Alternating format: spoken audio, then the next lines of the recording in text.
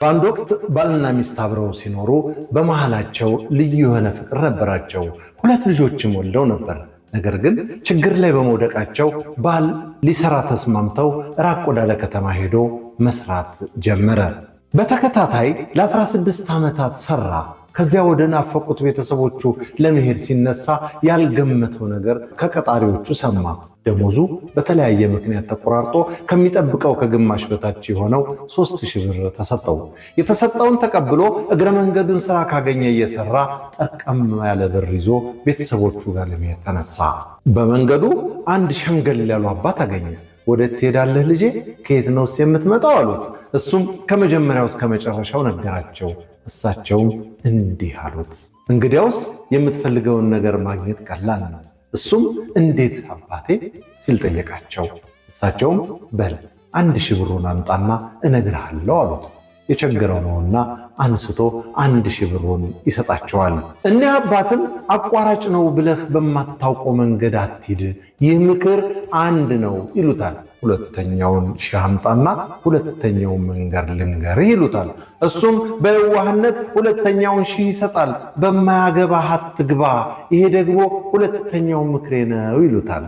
በቃ ይሄ ነው ቢላቸው፣ አዎን ልጄ ሶስተኛውን አምጣና በጣም አስፈላጊውና የመጨረሻውን ስጦታ ልስጥህ አሉት። ሰጠ። እሳቸውም ክፉ ለማድረግ አትቸኩል ብለውት በባዶ ኪሱ ከ3ቱ ምክሮች ጋር አሰናበቱት። እሱም ጉዞውን ወደ ቤቱ አደረገ። በመንገድ ነጋዴዎች አግኝቶ እያወጋ ሲጓዝ መሸ። ነጋዴዎችም ለምን በአቋራጭ አንሄድም በማለት ጉዞ ጀመሩ። እሱም አብሯቸው ጉዞ እንደጀመረ የሽማግሌው አባት ምክረ አንድ ትዝ አለው። እሱም የተባለበት ቤት አንኳኩቶ ቤቴ እንግዳ ነው ተብሎ ገባ። ታዲያ ከቤቱ ባለቤት ጋር ሲያወጉ ከየት እንደመጣ ቢነግረው ባለቤቱ ተገርሞ እንዴት ሆነክ ተረፍክ? ባልከው መስመር የመጡ የነበሩ ነጋዴዎች ተዘርፈው ነጋዴዎቹም ተገለው ከተማው ለቅሶ ብቻ እኮ ነው የሆነው አለው። ያቺ በ1000 ብር የገዛት ምክር በብር የማትገዛ ሕይወቱን አተረፈችለት ማለት ነው። ስለመሸ የቤቱን መቤት ምግብ ለእንግዳው ልታቀርብ ከጓዳ ብቅ አለች። እንግዳው አይኑን ማመን አልቻለም። የተወሰነ አካሏ ብቻ ነው ሰው የሚመስለው። በዛ ላይ ማስፈራራቷ ወደ ጓዳ እስክትገባ ናፈቀ። ከዚች ጋር እንዴት ትኖራለህ ብሎ ሊጠይቅ ሲል አንድ ነገር ትዝ አለው። በማያገባህ አትግባ የሚለው። ሆዱ መጠየቅ እየፈለገ ፍላጎቱን ተቋቁሞ አደረ። ደግሞ ሌላ ፈተና። የቤቱ ባለቤት ከመሄድ በፊት የማሳይህ ነገር አለኝ ብሎ ወደ ጓሮ ወሰደውና የሰው አጽም የሞላበት ሜዳ አሳየው። እንግዳውም ይሄ ምንድነው ማለት ፈልጎ ነበር፣ ግን በማያገባህ አትግባ ብሎ ራሱን እየነቀነቀ ዝም አለ።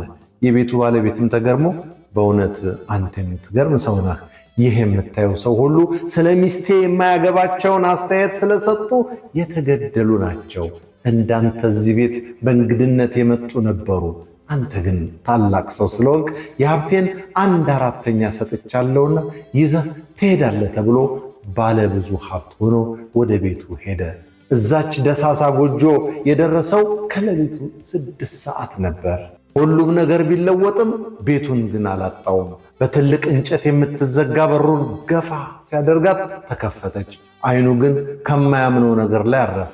ሚስቱ 2 ጎረምሶች መካከል ተኝታለች። በንዴት ጦፎ ትልቅ ድንጋይ አንስቶ ወደ ውስጥ ሊገባ ሲል 3ኛው ምክር ትዝ አለው። ክፉ ለማድረግ አትቸኩል የሚለው። ከቤቱ ውጭ በተጋደመው ዛፍ ላይ ቁጭ ብሎ አደረ። ሚስት በጠዋት ተነስታ ደፋ ቀና ስትል ድንገት ባሏን ስታየው እልልታዋን አቀለጠችው። ዘላ ተጠመጠመችበት። ከእንቅልፉ የነቃው ባል በመደናገጥ ሳለ እጆቹን ይዛ ወደ ቤት ገብታ 2ቱን ጎረምሶች አስተዋወቀችው።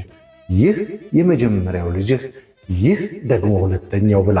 እንግዲህ የመጨረሻው ምክር የልጆቹን ነፍስ ከማጥፋት ረዳው ማለት ነው። ሰውየው 3ቱ የሽማግሌው አባት ምክሮች በደስታ ከቤተሰቡ ጋር እንዲቀላቀል አደረጉት። አንደኛ አቋራጭ ነው ብለህ በማታውቀው መንገድ አትሂድ። 2ኛ በማያገባ አትግባ። 3ኛ ክፉ ለማድረግ አትቸኩል። ሳሮን እንዳለ እንዳዘጋጀችው በለጠ ሸቴ ዘሀገረ ኢትዮጵያ እንዳቀረበው